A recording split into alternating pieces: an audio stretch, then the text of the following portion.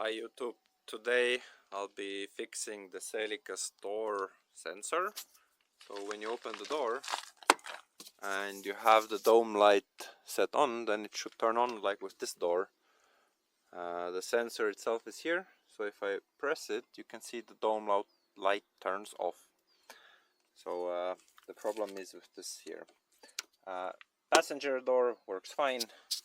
As you can see, the driver door is open, but even when I press it here, light goes off even though driver door is open, so it's not working on that side. So if I close this here, it goes off, right? Alright.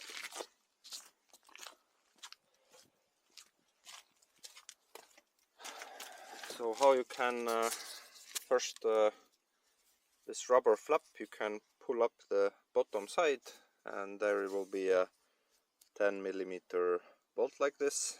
If you unscrew it, then this will come out like this. And first you should make sure that the problem is even in the switch.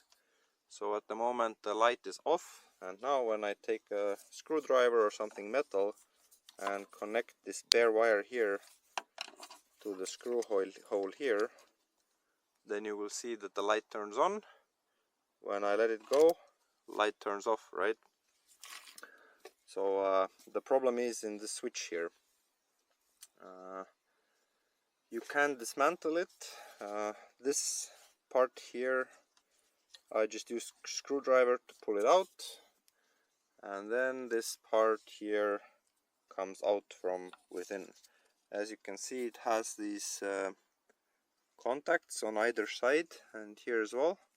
So what I'll attempt to do is to just clean them with sandpaper and then push them apart a little bit more, and hopefully this will fix the issue. So I have then cleaned the contacts, and also the spring in there was a bit messed up, so I a bit fixed the spring as well. So now when I press it and release it, then the light goes on and off. Literally no money repair.